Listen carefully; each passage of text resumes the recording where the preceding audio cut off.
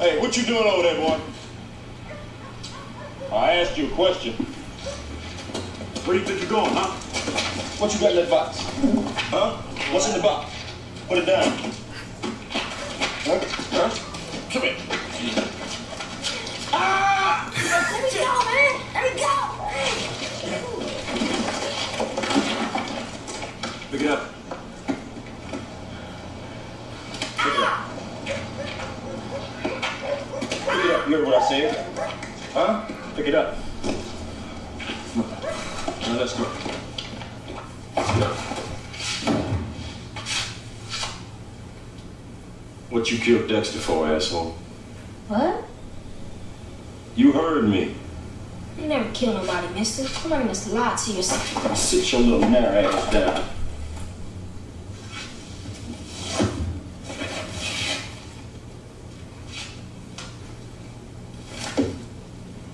This is my friend, Dexter. Crazy, man. That's a chicken. Birds can't be nobody's friend. You get over there, you bucket. And you killed him. Hold him. Go on, I ain't playing with you, boy.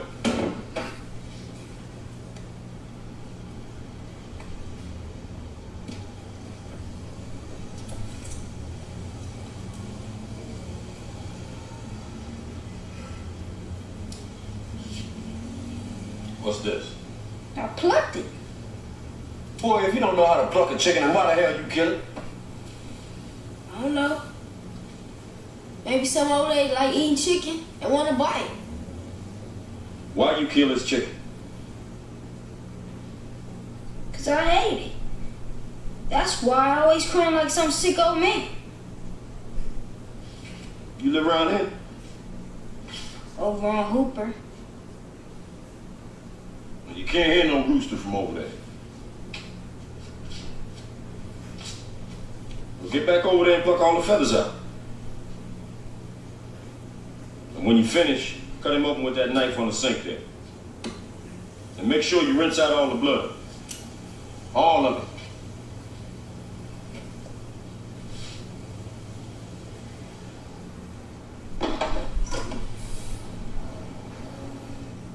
What's your name, boy? Daryl. You finna do something with that knife, Daryl?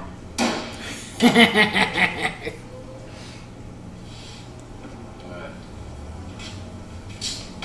We're gonna make some fresh green beans, some dirty rice, some stewed chicken on the hot plate over here. We gotta cook them one at a time, but we gonna have us a good breakfast. Go on, clean up them feathers over there.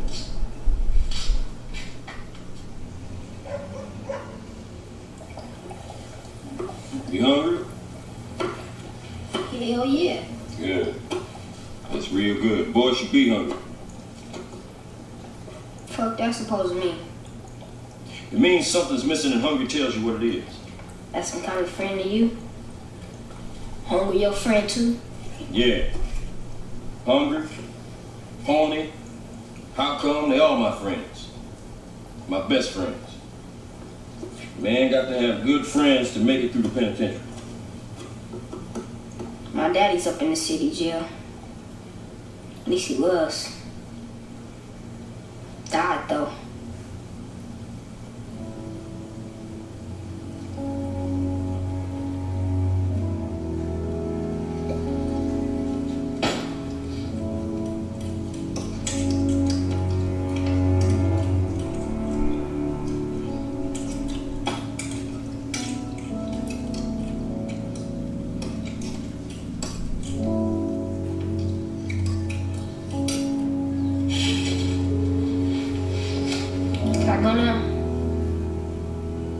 Not till you tell it. You can't go till then. Tell you what?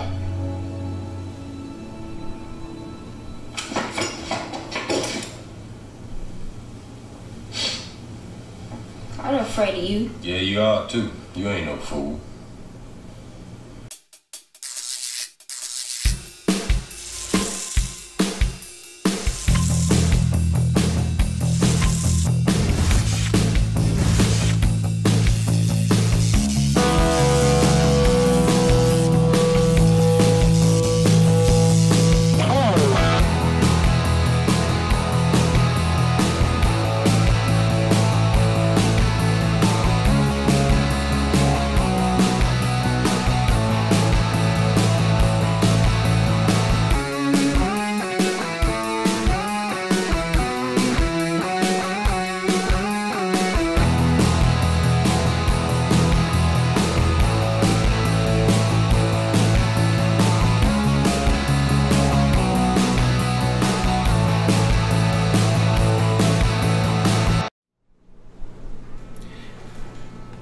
going on, ladies and gents in Cyberland? Coming back to another film review. This time we're moving on to a film that I saw on HBO long time ago.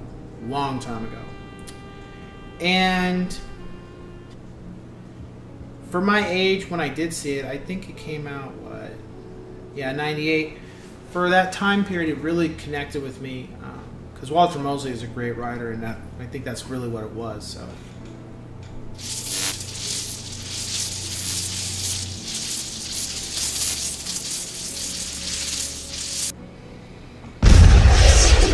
Always outnumbered, always outgunned. So with this film, we find Lawrence Fishburne as a former inmate, finally got out of prison after doing probably a huge stint for rape and murder. And he doesn't have a job, but somehow he's surviving in LA, and he pretty much has a place to live, but he just picks up cans and bottles and stuff and turns them in for money. That's pretty much what we're looking at here. And then he works with another guy, and the film is just him trying to make his way through LA and having a record and trying to survive. He's not going around killing people. He's very intelligent. He's very aware of his surroundings and how to handle and conduct himself accordingly as a black man, as a black man, but not only that, but a former inmate. And we see how he interacts with people in his city, how he interacts with women, how he conducts himself with women after what he's done in the past. And then coming across this boy named Daryl, trying to seeing things in the boy and trying to make sure he doesn't fall down to a path of getting killed or being or falling into the criminal element, even though he kind of wrong place, wrong time kind of thing for him in regards to a criminal situation. And we see him interact with the late Bill Nunn, and what I got from this film was, it was a situation of, it wasn't an action, it wasn't really crime, it was just drama and just how he just trying to survive. What I got from him was just a man just trying to survive. He's not trying to get paid and get money, he's just trying to take one day at a time and survive. And he keeps having these situations thrown at him to where, is it a test from Yah to where should he do the right thing or be more worldly as opposed to being godly? Yeah, he comes across this woman who's married to one of his friends, but they're having marital problem, and it's like he kind of has to let the husband know, like, look, man, you got to do better because you got a diamond in the rough kind of thing, There's that, and then there's dealing with Daryl and what's happened with him and trying to help him, and then there's him trying to keep a roof over his head because he's a former inmate. And then coming across Natalie Cole, who is a good woman who has her own business, and she likes Socrates. That's Lawrence Fishburne's name, and he likes her, but it's like he doesn't want to come out and say it, but he's really attracted to her, and you could see that tension. And finally, later in the film, he explains why he didn't do it. He didn't make a move, and it makes sense for him. And the film overall was just it had a lot of good merits. It had a lot of good wisdom points for me, and I think that's why I still enjoy it to this day. Unfortunately, it's hard to come across. It's hard to come across buying it without having to stream it or, rent it kind of thing. It's hard to find a physical copy of it, and that's just the way it is. But I have one. I have what I can for watching it. And I watch it from time to time. It's a really good film. And then the cast members you have in it, they've all done a lot of great films. So it's not like it's just any old body that's in the film. That's the other thing I got from it.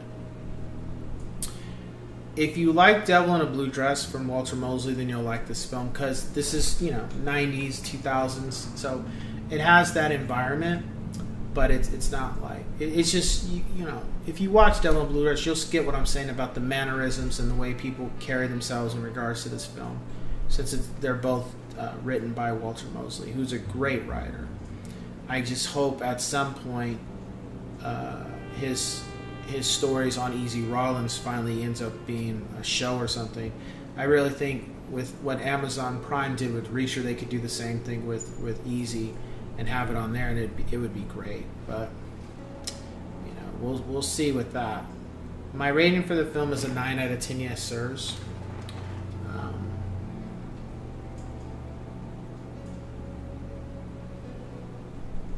I think maybe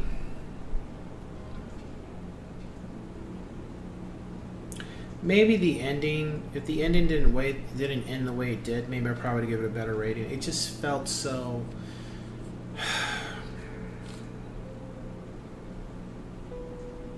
I don't know, anticlimactic to me, if that's the right word. It just felt somber, really sad. I felt maybe it didn't have to end on a happy note, but maybe it could have just been subtle to where things are looking up for Socrates to some degree. It doesn't have to be happy, but he's still making it. But the way it ends, it's like he doesn't die, but the scene just is really, really somber and really sad. So, and I think that's why I don't give it a 10, because after all the shit he's been throughout the whole film, you would think they would get a little bit of some type of break, but I guess that wasn't what they were trying to really go for with this film. So with that being said, I will catch you guys on the next one.